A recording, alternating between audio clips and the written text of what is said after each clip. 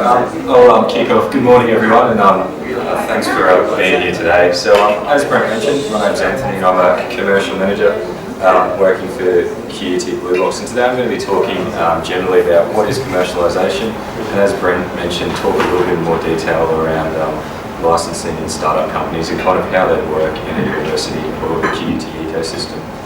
So, before I start, I'll try and get some engagement out of you guys, or I won't go on to the next slide until I get something. So, does anyone have any idea what commercialisation is from a university perspective? Any thoughts at all? Yep. Since no one else is going. Thank you very much. And my explanation could be wrong. But commercialisation in its raw form is taking people's ideas and turning them into a marketable product. Excellent. And presenting that to a marketplace. Yep, that's a great definition. Excellent. Does anyone else have any other thoughts or perspectives on kind of how they see commercialisation? Selling your research. Yep. Okay. Yep. That's another way of saying it. So those two definitions were pretty much spot on. So it's essentially the transfer of new knowledge and technology to industry and the broader community, and also generating some type of commercial benefit for the university and individual creators of the IP. So one thing I'll say about commercialisation from my experience, which has only been a small number of years, is the number of commercial deals and things that I've seen have always involved thinking outside the bubble. Unfortunately, after today, we're not going to be able to tell each and every one of you there's a set number of steps you need to take, and at the end of it, you'll be wildly successful and the millions will start rolling in and we can all happily retire. There's a lot of unknowns in commercialisation, but hopefully through attending this workshop, you'll get a good picture of some of the good things to do and possibly some of the not so good things to do that might hinder your ability to successfully commercialise some of your research outcomes.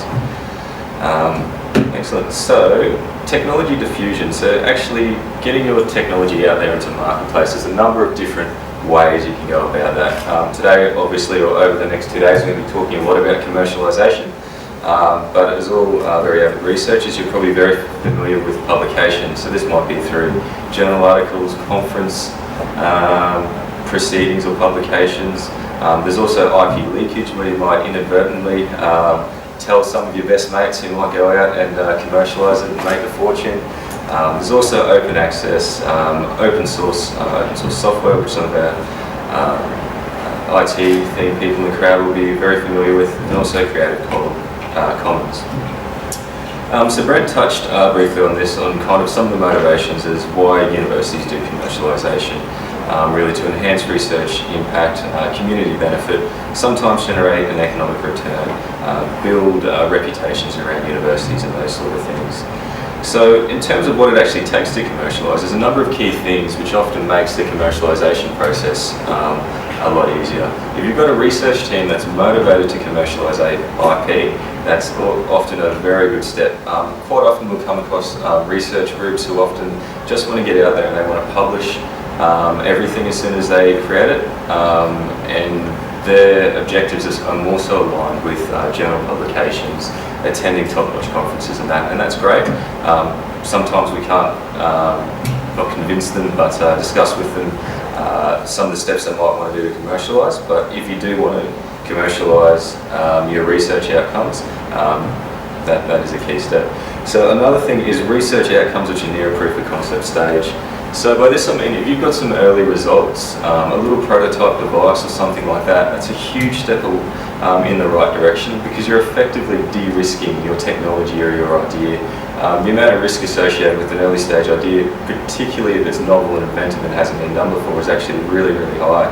So the more results or data you may have to kind of de-risk that particular idea, the better it is in terms of commercial prospects. If you've got a competitive advantage versus state of the art, it's probably a little bit of common sense there, but it's often difficult to commercialise something which you can already buy out there in the marketplace. So if you can show that you're an order of magnitude or whatever it happens to be better than what's the current gold standard, that's also a great thing to be able to demonstrate. IP which is owned by the research organisation and not already licensed. A number of your research projects you might be getting external funding or support to be able to conduct those research, and sometimes in return for that funding you might have to assign the intellectual property or some of those rights to the people that are providing the funding. So in that case it might not be the university directly doing the commercialisation, but maybe the industry partner. Scope for IP protection is also another important one. Often a company, if they want to commercialise a product or an idea or a service, often they'll need to invest a large amount of capital kind of to bring it up to spec with what the market may expect in terms of a commercial ready product. And if they're going to do that, they're going to want to often have some type of monopoly over the particular product or idea, and this is kind of where intellectual property fits in, because through certain registrable forms of intellectual property, you're able to essentially provide that monopoly over that invention so that it provides those companies some security around their investments and that they can actually make a commercial dollar down the line. Significant markets is also another very important one. Often we get researchers who might develop this awesome little widget, however it's only really applicable to maybe 5 of their close colleagues in other universities around the world. So then I suppose you've got to think about whether it's worthwhile going down the commercialisation path or whether just openly disseminating that information. But if you have a significant market, that's also another key step. The competitive advantage is what I mentioned before. Also you've got to think about in terms of your approach to commercialisation, whether there's an appetite for licensing or whether there might be some funding available to roll into a startup company. So these are all factors I'll talk about in a little bit more detail now. So this one's kind of just a bit of a summary of the previous slide. So when you've got that competitive advantage, you can protect your IP. The potential value is greater than the cost of commercialisation. And if your IP requires further investment, they're all very key points to when commercialisation is a good strategy for technology diffusion. When it's not so good is when your IP, if it's only a very minor incremental improvement, for instance, and it's a very rapidly moving market, then commercialisation might not be the best route, because by the time you get into the market, your product might be obsolete. If it's got low commercial value, often because there's not much on the market, might be another reason not to go down this path. Or if the public interest would be best served by not restricting the IP. So this might be for a lot of medical themed innovations where it's just better off getting it out there for the benefit of society. So these are all factors which you should try and look at when you're looking at your the research outcomes which you've generated. So 2 commercial pathways which I'll talk about now are basically a license and a startup company. So these are ways which we translate innovations out of the university through to the marketplace. So a license, this is in a couple of bullet points, kind of what a license entails, but I'll skip straight through the schematic because I like pictures and they're a little bit easy to explain. So in the terms of, for QUT holds all of the intellectual property which is developed by its staff members. So what will generally happen in an IP license, say we've got a new bit of software, for instance, and we've found a company who wants to take on board that software and start to provide it through to the marketplace. So that company will basically come have a chat to the researchers. The researchers will often come to us and say, look, we've got a company who wants to commercially use our software. So we'll write to QUT and get a head license for the intellectual property which has been developed. We'll then license that intellectual property through to that company. So what that company will then do is then go out to the marketplace and they'll start to sell, they'll start to provide whatever service, and when they do that, a license revenue will then be received back to QUT. So this is also commonly called a royalty, which we might receive per installation of software or however it's dispersed. And then from that, we'll essentially then distribute the net commercialisation revenue. So this is always an asked question, so I'll give you the answer to it now in terms of commercialisation revenue. The university policy on commercialisation revenue, so this is net commercialisation revenue after commercialisation expenses have been removed. So this might be stuff like patents, if qutbluebox provided you some proof of concept funding or legal expenses to try and get to that commercial deal. The commercialisation revenue is basically split three ways. So 1/3 goes to the contributors. If there's one contributor or one inventor, then they'll get that entire third. But if there's 10 inventors, then that third's basically split amongst those inventors and contributors. A third will go through to the faculty, which you're part of, for providing you those the facilities to be able to do your research. And 1/3 will remain with Bluebox for trying to help you to bridge that gap essentially between where your research left off and that commercial license. As students, PhD students, the default position is that you actually own your own intellectual property.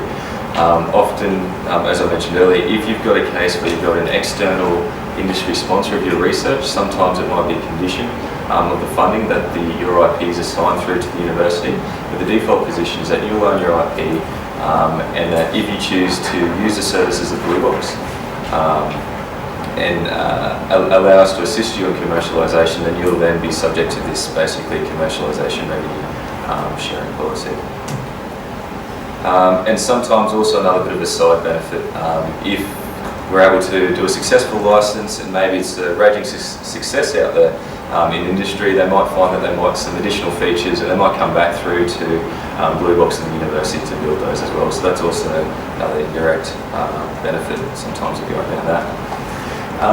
In terms of a license, some reasons why you might go down that path as opposed to a startup. So licenses are lower risk. You're essentially leveraging off an existing market player. So these are players in the market who have customers, they have distribution networks, they have product support. They basically know how to commercially sell products. So it's often a great thing to be able to leverage off this. It's also a much faster way often to get into the market when you can leverage off those capabilities. It's a form of passive income as well. With the license, you sign effectively a piece of paper, and often then you hope that later down the track that the royalty checks will just start rolling in. The licensee funds the further development is another thing, so it's not on to you to develop the product further if you're able to license your IP. And you're able to play around a little bit with the terms of the license, which I'll talk about soon, to try and maximise the value in comparison to a startup company, which is often located in one physical geography, looking at a particular field. So some of the license terms, which these are things which Bluebox will generally negotiate when we've found an appropriate licensee for your technology.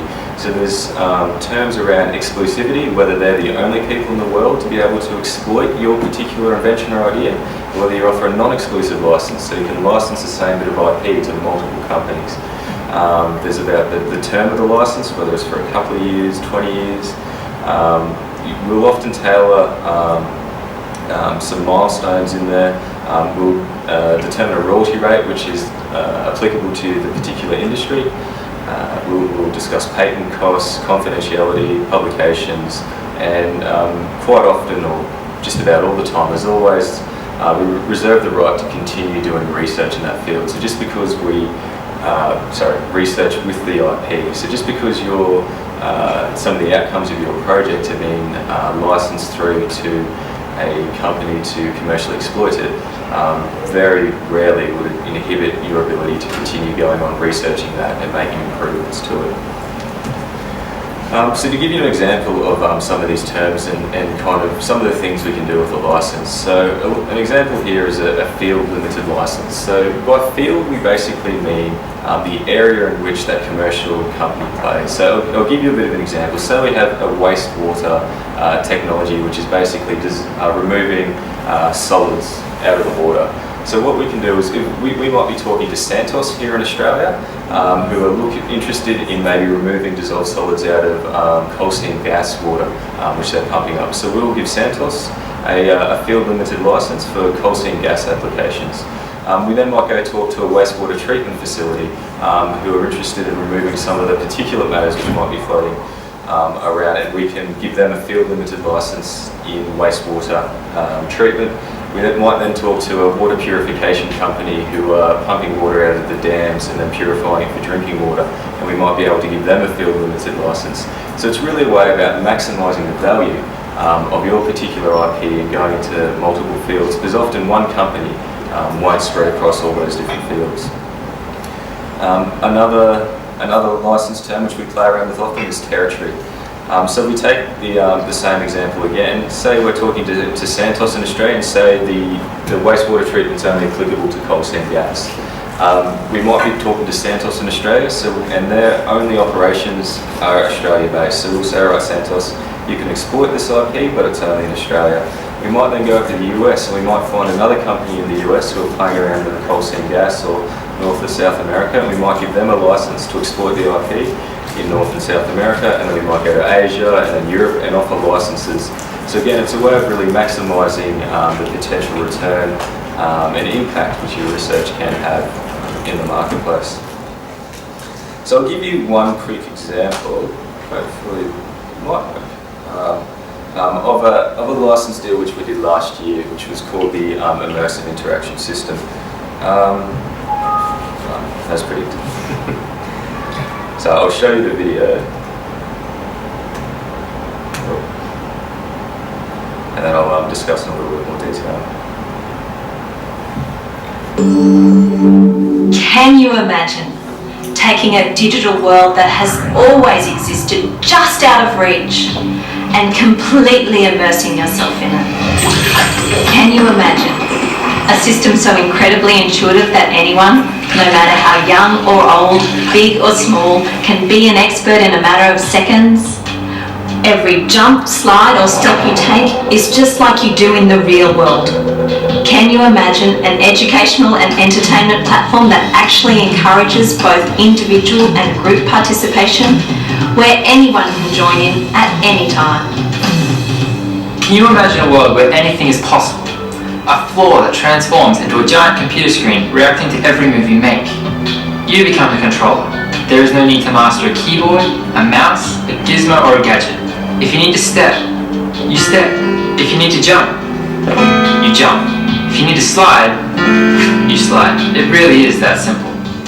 Not only does the system know what you're doing, but it also monitors your progress and achievements. It's rewarding you as you develop your own skills and abilities. Can you imagine a world filled with colour, movement, sound, where your imagination can run wild? Play any instrument you want, line up for your favourite team, or let your creativity go crazy without ever having to clean up. Everything is an adventure. There is always something new to discover, explore, and experience. And if your friends want to join your adventure, any time of the day, anywhere in the world, all they have to do is jump on in. Can you imagine? Can you imagine? Can you imagine?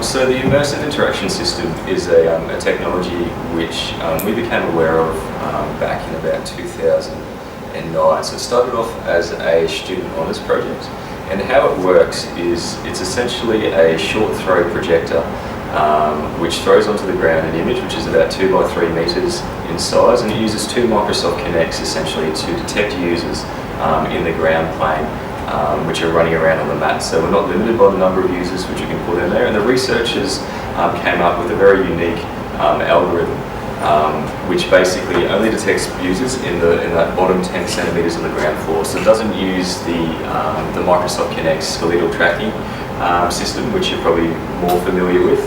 And that was basically, after it got brought to our attention, we assisted the project through some proof of concept funding. We actually used that video, which was shown there, to help leverage some qutbluebox proof of concept funding and get $250,000 in Commercialisation Australia proof of concept funding. So that project carried on for a small number of years, and we started talking to a number of different potential end users. We filed a patent around the particular algorithm which was detecting users in that ground floor, and in April of last year we actually filed an exclusive license with Edis Asia Pacific, which are actually a Gold Coast-based company, but they have operations overseas as well. So they have products in over 75% of Australian schools. They're currently reaching out to over 14,000 different facilities in Australia. So the license we go through to Edis Australia was both field and territory limited, so we played around with some of those license terms, which then allows us to also go and find other potential partners overseas. For instance, one of the great things about this particular software is that it enables children, generally about the 3 to 7 year old mark, to interact with the floor without having to master a keyboard or a joystick or a mouse or something like that. So it allows children with learning disabilities in particular, it's great for their basically social and physical development. So we've actually, Edis, have sold a number of systems through to the Endeavour Foundation, and also a number of other local schools who specialise in children with learning disabilities. So they're continuing to sell the product at the moment.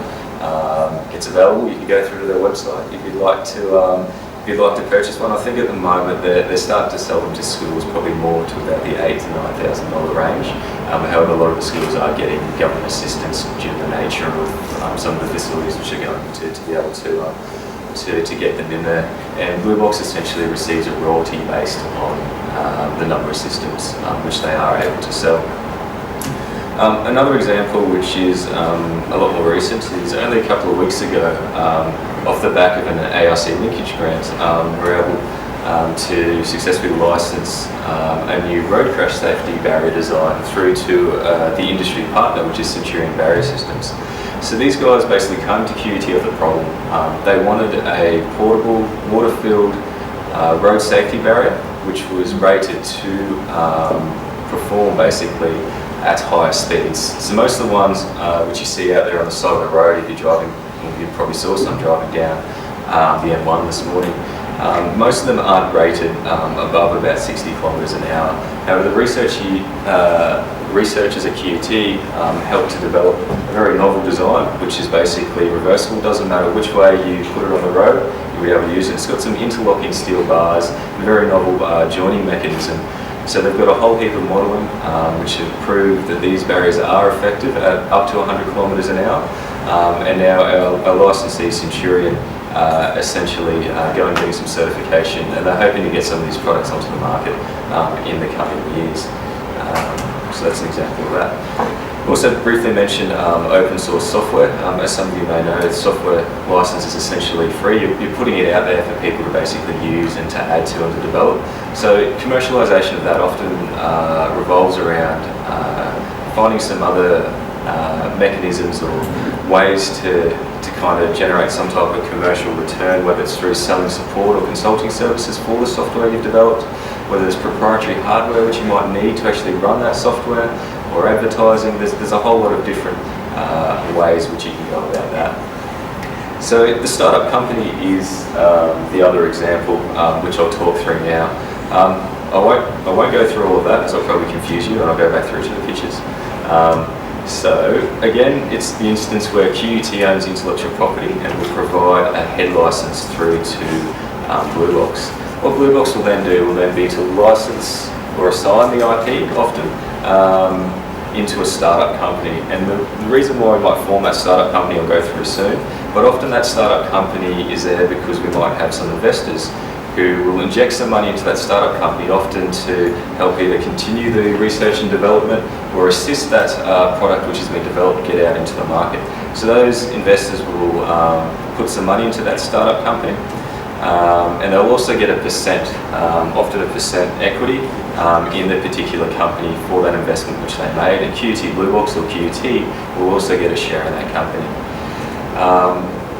What will happen then is often the startup company might start selling products, and some money will flow back through potentially, or another mechanism might be if the startup company is acquired, we're then able to exit, and when we sell our shares in a particular company, we'll then have commercialisation revenue flowing back through on a similar mechanism back through QUT, the faculty, and also the contributors. And another thing again, there may be a research contract and research funding coming back through, just depending on the nature of the IP which is developed. So in terms of what investors look for in a startup company, we get lots of people come to us all the time. We've got a great little idea and they say, look, we want a startup company, we need a company to make a success of this. Most investors, probably the number one thing after the technology is actually the people. Having passionate, committed people with experience is often fundamental to the success of any startup company. It's no good saying I'm going to start up this new company, but I'm also studying full-time, I've got a full-time job, you've got a heap of other distractions, because the startup world is an incredibly demanding space, and you really do need to be passionate and committed to succeed in it, particularly in any fast-moving sectors. The value proposition is often key, as I mentioned earlier. Intellectual property is something they're looking for. If they're investing money in it, they're going to want to know that you've got some type of advantage in the marketplace to be able to generate some type of return. The market, as I said, they're going to look to see that you've got a scalable product which is available in a number of different markets is often great. Growth, a clear business model, kind of your target market, and then who else you might be able to target afterwards. And also, very, very importantly, is an exit. Most investors aren't going to put money into a startup unless they can see some way of getting money out of it. So that exit might be through an acquisition later down the path, down there. So, in terms of why you might form a startup compared to a license, a startup's going to offer you a lot more control over the commercialisation. Often when you license a bit of an IP through a company, that's basically it. And unless there's specific terms in the contract, the license will essentially give full rights to that licensee to be able to do what they want in terms of commercialisation. When we spin it into a startup company, however, we're going to have a little bit more freedom in terms of the direction we take the technology and the market which we might enter. It's also a mechanism to keep the technology developers involved, because they might start to work in that startup company. You might form a startup company because you've got a venture capitalist jumping up and down wanting to give you money. That would be great if that did happen. Access to government funding and grants is another reason you might go down that path. Or there might just simply be a lack of interest in licensing. Your product might be a new to world type of product or an idea, and it makes sense to go down a startup path because there's no company who currently wants to take it on in their product portfolio. Some bad reasons to form a startup is that you want to be a CEO. We sometimes see that. Quite often the original technology founders are not the CEO of these startups. They might form a role as a CTO, a Chief Technical Officer, and they might get someone in with more of a business background or a startup experience who are aware of a lot of the commercial realities and some of the things which are a little bit more important to the progression of that company.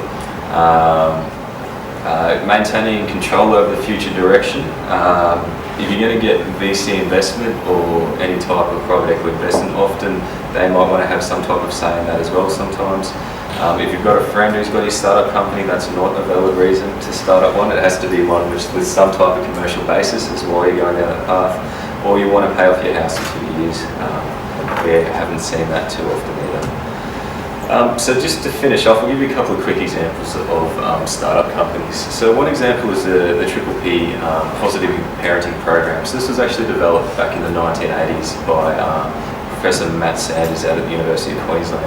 So there's no patents in the Triple P Parenting Program, but all relies on expertise and copyright in a lot of the material which they develop.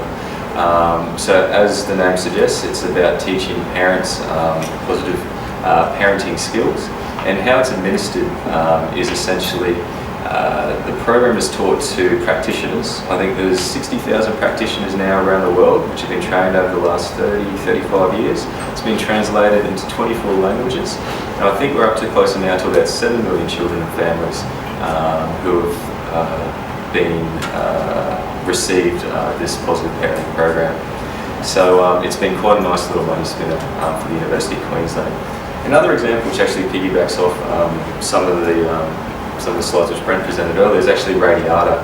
So Radiata took a non-exclusive license to CSIRO's Wi-Fi patent, which was actually filed back in 1993. So in 1997 they took a non-exclusive license, In 1999, they got $4 million investment apiece from Cisco and Broadcom for an 11% share of the company. So this actually valued Radiato at $36 million in 1999. They took a year and a half to develop a first prototype for the newly established Wi-Fi standard, which Cisco thought was great, and in 2000 actually acquired Cisco for $560 million.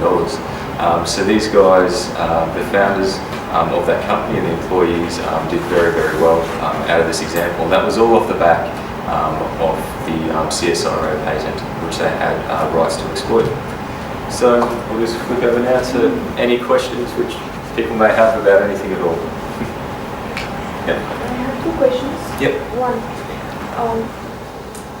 when we start to think about commercializing our research product, because when we start and it's a new project, and then after 2 or 3 years, it's still in the initial stage, it doesn't produce the final product. Yep. So, and the second question is, as soon as we find out some findings and then try to publish. Yep. Yes. You know? So I'll be able to convert from the publication to patent or licensing. Yep. And then if so, what is the time frame? Yeah. So in terms of your first question around sometimes you might not often quite get there, I suppose one thing which you might mention is that Blue Box has a proof of concept fund, which if you've got some, say, promising early results, but it's not quite at the stage which a company might take a license to or something like that.